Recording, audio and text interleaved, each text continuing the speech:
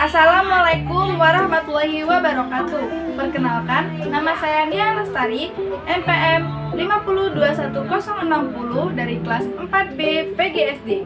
Di sini saya akan menjelaskan pembelajaran tentang telaah kurikulum. Langsung saja kita masuk ke materi pertama, pembelajaran tematik integratif di kelas rendah. Pembelajaran tematik integratif adalah pendekatan pembelajaran yang mengintegrasikan beberapa kompetensi dari berbagai bidang studi ke dalam suatu tema tertentu agar peserta didik dapat memperoleh pengalaman belajar yang bermakna dan tidak terbatas pada disiplin ilmu tertentu, sehingga kemampuan kognitif, afektif, dan juga psikomotorik peserta didik dapat berkembang dengan seimbang dan menyeluruh. Tujuan pembelajaran tematik integratif. Yang pertama, mudah memusatkan perhatian pada suatu tema atau topik tertentu. Yang kedua, mempelajari pengetahuan dan pengembangan berbagai kompetensi mata pelajaran dalam tema yang sama.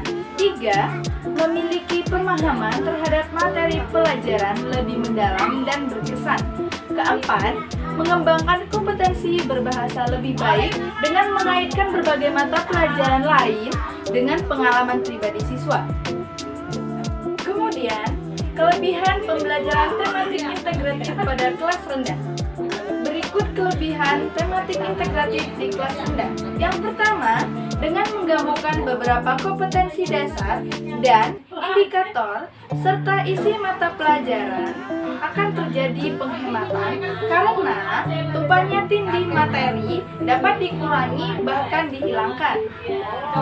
Kedua, peserta didik mampu melihat hubungan-hubungan yang bermakna sebab isi atau materi pembelajaran lebih berperan sebagai sarana atau alat bantu, bukan tujuan akhir.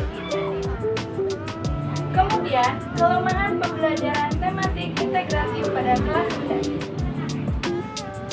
A. Dari aspek guru, pembelajaran tematik integratif menuntut pada tersedia peran guru yang memiliki pengetahuan dan wawasan yang luas, kreativitas yang tinggi, keterampilan metodologik yang handal, kepercayaan diri dan etos akademik yang tinggi, dan berani untuk mengemas dan mengembangkan materi sehingga apabila guru tidak menguasai komponen-komponen kompetensi tersebut, maka tujuan pembelajaran tematik integratif sulit untuk tercapai.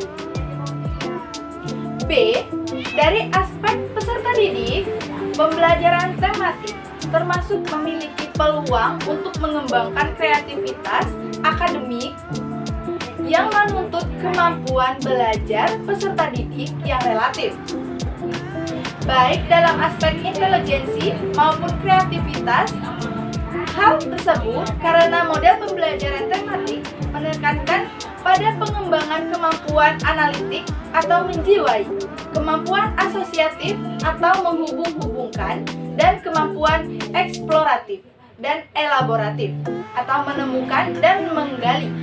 Jika peserta didik tidak termotivasi untuk terus mengembangkan potensinya, maka hasil pembelajaran melalui pendekatan tematik integratif ini tidak dapat maksimal. Selanjutnya, kurikulum merdeka. Kurikulum merdeka menekankan pada pembelajaran intrakurikuler yang beragam dengan konten yang lebih optimal.